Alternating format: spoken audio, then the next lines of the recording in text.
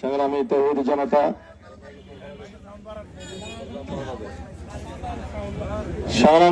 জনতা, আমরা আজকের এই বিক্ষোভ মিছিল থেকে স্পষ্ট জানিয়ে দিতে চাই, ইসকনকে যদি অনতিবিলম্বে বন্ধ না করা হয়, তাদের চাইতে জবাই করার অভ্যাস কিন্তু আমাদের বেশি। আমরা যেমন গরু জবাই করতে জানি, আমরা যেমন মহিষ জবাই করতে জানি, আমরা যেমন বড় বড় পশু জবাই করতে জানি, তোমাদের মতো দুই চারটে উগ্র হিন্দুকে জবাই করতে আমাদের কলিজা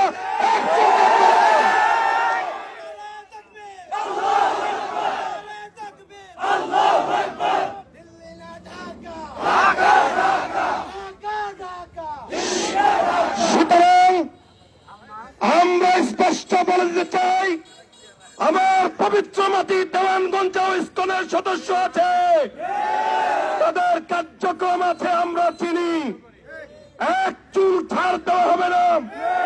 আপনি যে থাকার যত বড় বাবু হন না কেন, যদি বন্ধ না করা হয়, দেওয়ানগঞ্জের মাটিতে তার কবর রচিত করা হবে। প্রয়োজনে গুস্তের ভাগা দিয়ে কুকুরকে খাওয়ানো হবে। সুতরাং আমার ভাই যেহেতু আলিফকে শহীদ করা হয়েছে, আমরাও তোমাদেরকে জাহান্নামে পৌঁছাতে দ্বিধাবোধ করবো না।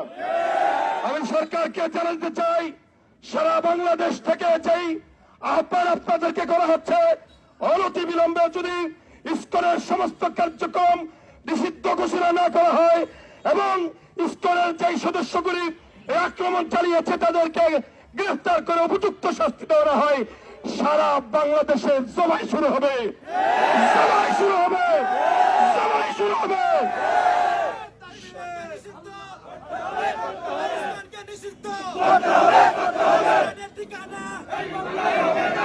মুসলমান যেরকম ধৈর্যশীল, খেপলে কিন্তু এর চেয়ে বেশি খেপে। আমরা এখনো ধৈর্য ধারণ করেছি, আমাদের ধর্মীয় অনুভূতিতে যখন আঘাত হেরেছে আমরা এখনো ধৈর্য ধারণ করছি, কিন্তু যেই দিন আমরাও ওদের মতো অস্ত্র হাতে নেব, আপনারা কিন্তু কেউ ঠেকাইতে পারবেন না। সুতরাং সর্বশেষ কথা, আমরা শান্তিপ্রিয় মুসলমান, অন্যায়ভাবে কারো উপর আক্রমণ করি না। যদি কেউ আমাদের উপর আক্রমণ করে, আমরা তাদেরকে ছাড়তে জানি না।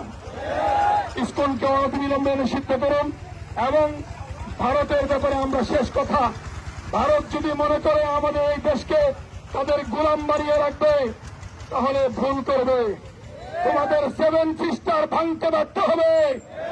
বাংলাদেশ তোমাদের আর গোলামি করবে না ইনশাআল্লাহ, আর কোনদিন গোলামি জীবনে আবদ্ধ করতে পারবে না ইনশাআল্লাহ। নাসরুম মিনাল্লাহি ওয়া ফাতহুন করিব ওয়া বাশশিরিল মুমিনিন।